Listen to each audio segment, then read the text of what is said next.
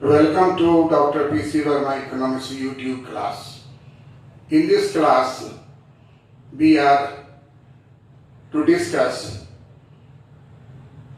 1991 Industrial Policy, which had 39 points. We have discussed up till now 27 points, and in 27 points we had discussed foreign technology agreement. There is one point remaining that section, that is 28th point of 1991 Industrial Policy, which was passed in 24th July 1991. Now we are entering into the 28th features of 1991 Industrial Policy. In 28 features of 1991 Industrial Policy, Government of India discussed the importance of foreign technology agreement, and for that it decided to implement in India automatic approval system of technology agreement, foreign technology agreement.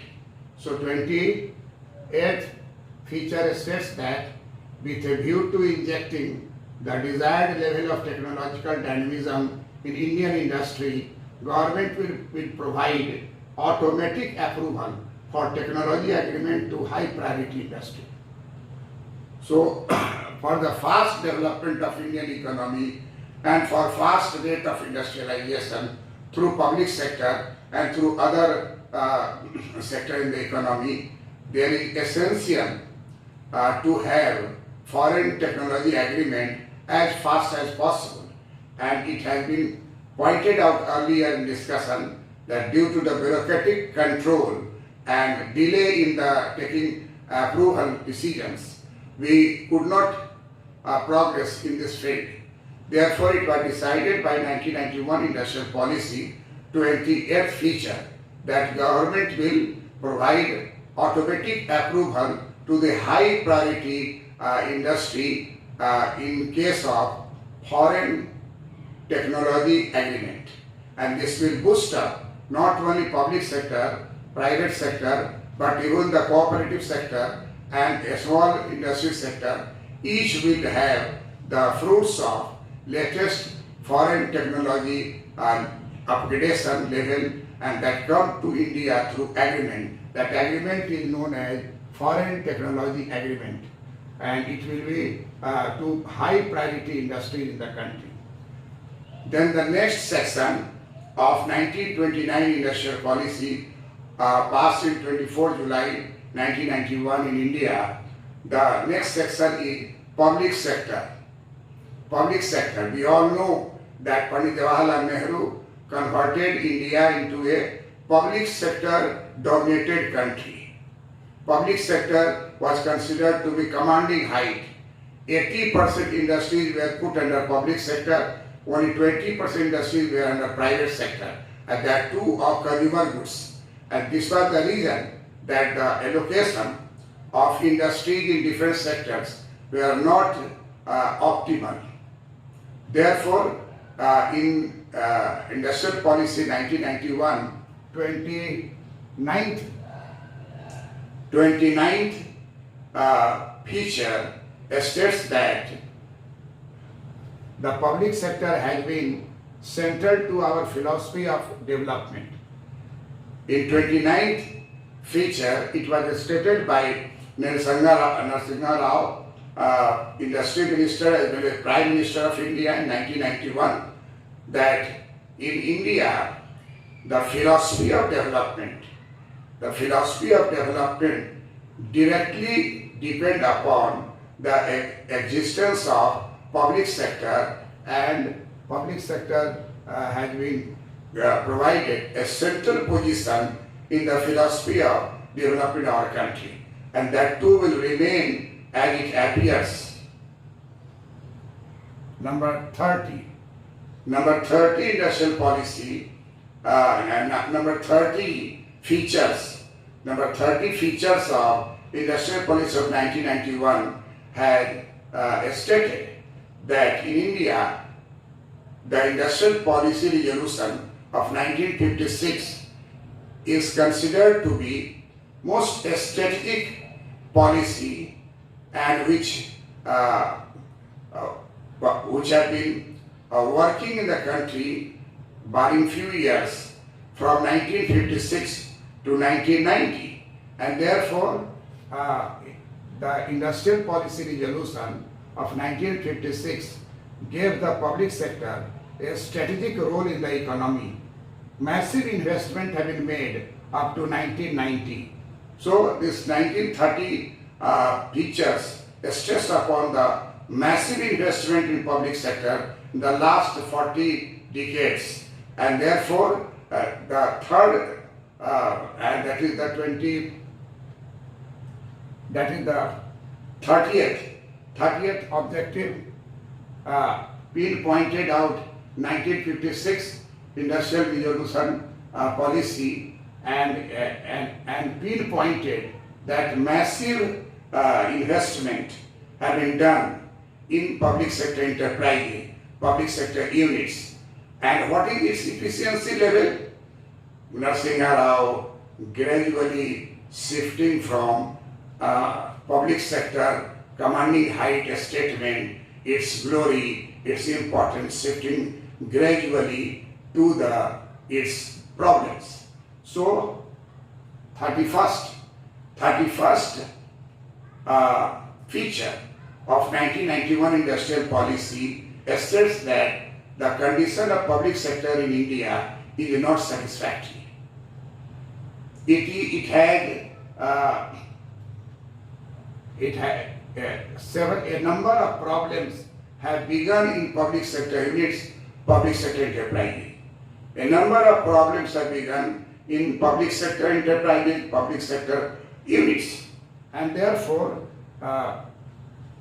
these are cited. There are some examples cited by Narasimha Rao as the Industrial Minister and Prime Minister of India, that public sector grew fastly, number increased, commanding high position was given. But what is inside the story? In the inside the story, a number of problems emerged. A number of distortions emerged. And for example, there is less growth of public enterprises in terms of productivity, in terms of the total production, in terms of the return, whatever thing you make a criterion, there is a less growth. Second, pinpointed by Narasimha Rao, that there is poor management in public sector enterprises. There is a poor management public sector enterprises. Several diseconomy developed, and it is very difficult to run this industry in coming years. Another third problem explored and developed and announced by Narasimha Rao, that public sector enterprises is a great defect of over-manning, overstaffing, and over-manning has led to its less growth. Then another point which is raised by Industrial Minister and Prime Minister, Mr. Narasimha Rao, that there is a lack of continuous technological upgradation. Commanding height is created, heavy investment is there, but there is a lack of continuous technological upgradation, and inadequate attention was paid to R&D, research and development. This is the main cause that our public sector enterprise is gigantic in size, very large scale industry, run under the old technology. There is no research and development up to the level which is to be considered and thing. And another last one problem raised by Narasimha Rao, Industry Minister as well as Prime Minister, 1991, that there is a less human resource development under public sector enterprise. So these are the problems raised by Narasimha Rao in case of public sector enterprises, and therefore we examine this case further.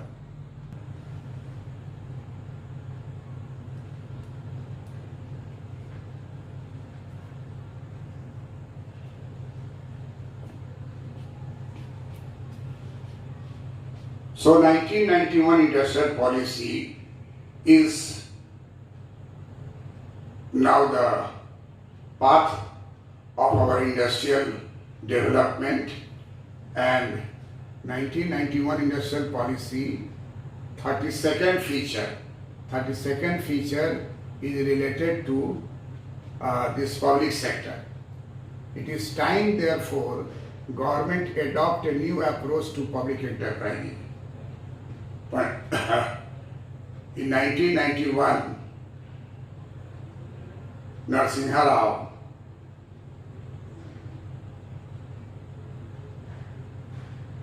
discussed in depth problems of public sector enterprises. Its number is large, heavy financial investment, but its outcome is not satisfactory. So 32nd feature is most important, that where public sector will remain in India after 1991, it is time therefore the government adopt a new approach to public enterprises.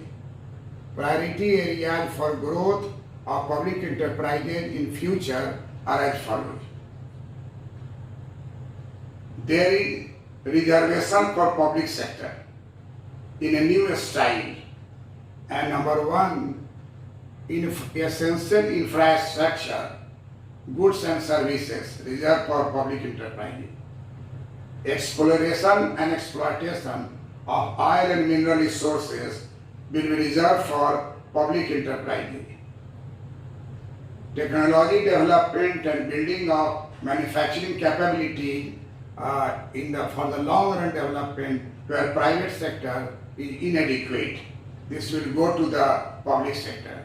That means technology development and building of manufacturing capability will be under the public sector enterprise. Next, defense sector, which is a strategic sector for the goods and products and equipments, that will be fully reserved for public sector. And this is A, B, C, D. It means there are four categories. There are four categories under which public sector enterprises investment, public sector enterprises are reserved. These sectors are reserved, four sectors are reserved, A, B, C, D. A for essential infrastructure, goods and services. B for exploration and exploitation of oil and mineral resources. C for technological development and building of manufacturing capability. D for defense sector, strategic product and equipment. A, B, C, D. Only four categories are reserved for public sector enterprises. Think the reversal of the reservation of enterprises reduced to four, and it is likewise 1956 it was written, in 1948 it was written that public sector can interfere, public sector can establish any of the industry which are not reserved. That line is continued in this policy of 1991, even under the instruction of Narasimha Rao, Prime Minister and Industry Minister.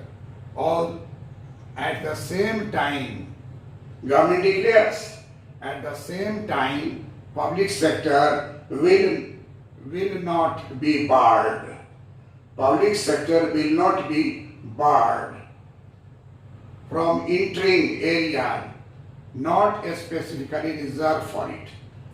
Those areas which are not reserved for public sector in the 1, 2, 3, 4 A, B, C, D, but public sector has got right to invest in any sector which is considered to be the government of India fit for investment under the welfare motive. So the last line is very important, that again envelops the whole industry under the umbrella of public sector enterprises. Possibility, if required, public sector will interfere. But the line is just like a defensive statement for coming years. At the same time, public sector will not be barred from entering areas not specifically reserved for it. And therefore, government number 33rd feature of 1991 industrial policy states that government will review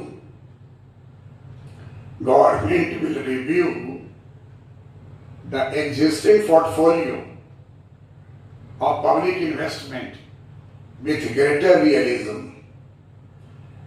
As we have stated earlier, Narasimha Rao has pointed out that low growth, neglect of research and technology development, over-staffing, over-manning, there is no continuous development of technology. So there were many distortions which crept in public sector enterprises, which are visible in terms of its constituents, in terms of its achievements, and in terms of different criteria, that is profit, employment, losses, net worth. If all these are counted, then it is quite surprising that how to remove this under a normal feature of industrial policy. So it was essential to review the existing portfolio of public investment with greater realism. Greater realism means if required it will go to the private sector. If required it will go to the small scale industry and cooperative sector. So 33rd feature of 1991 industrial policy tells us that government will review the existing portfolio of public investment with greater realism, and this gives the caution that all the problems which we have examined earlier, that low growth, low productivity, losses, low technological application, upgradation, there is a continuous losses in many public enterprises. Out of 248, 110 public enterprises remain continuous under loss. And the profit earning public enterprises had covered it. Therefore, we will say that the public enterprises which are not fit, this will go. That's all. Thank you.